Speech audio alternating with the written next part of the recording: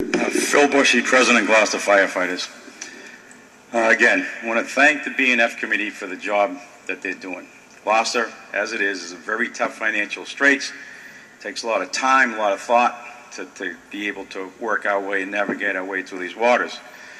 And as I spoke earlier, I'll repeat myself here, I consider the B&F to be a quasi-fiduciary board.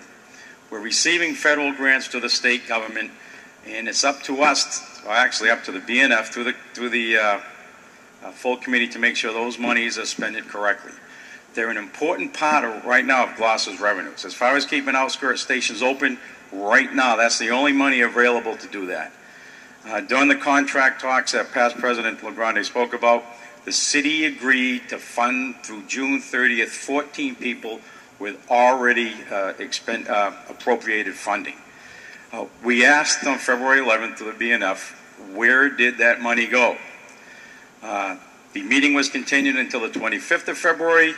I was taking a step back. When Mr. Duggan attempted to answer that question at the 11th meeting, he was told not to do so at that time. At the 25th meeting, when the question was asked once again, he had forgotten the question, so it was not answered. So we asked that question once again. Where did the money go between October and December to keep fire stations maintained at the 14-man minimum level until June 30th? If that money was there, as indicated by the mayor's memo to the council on October 20th, it should have been there the last week in December. She tried to close the West Gloucester fire station that last week, saying she didn't have funding for 13. So we asked once again to the mayor's office, where did that money go? As far as the 25th meeting goes, we attended that meeting, and as I did point out earlier, it was the firefighters union who found the mistake in the original plan to spend the grant monies. Our secretary, treasurer, and vice president, after getting the budget, looked at it and saw that something was wrong. They found out that Mr. Duggan had misinterpreted what the hours of a shift meant. They actually identified $150,000 in excess money.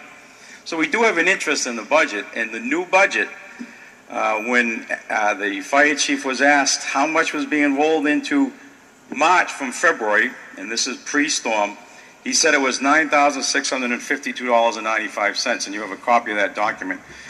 But what was omitted was the $23,380.86 that rolled from January to February.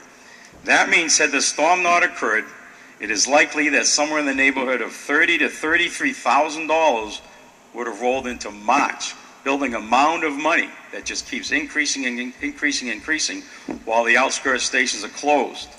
So I am concerned about the omission of $23,000, and why did that happen? And I think the B&F should keep an eye on that growing mound. The one thing I do want to point out, in addition to my presentation earlier, is that we have what's called a service zone plan with the Regional OEMS Council. And this service zone plan states that the city of Gloucester will have firefighter first responders in each of the 3 outskirts stations, West Gloucester, Bayview, and Magnolia. And that those people those first responders will be on scene 90% of the time within 4 minutes.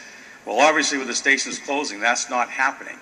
And that document was submitted to the Regional OEMS Council, signed by the mayor, that it is accurate and under the pains and penalties of perjury. And we're not doing that with that money that can do that. And I think we're jeopardizing grants in the future by not doing what we've promised the grant writers that we were going to do. Thank you.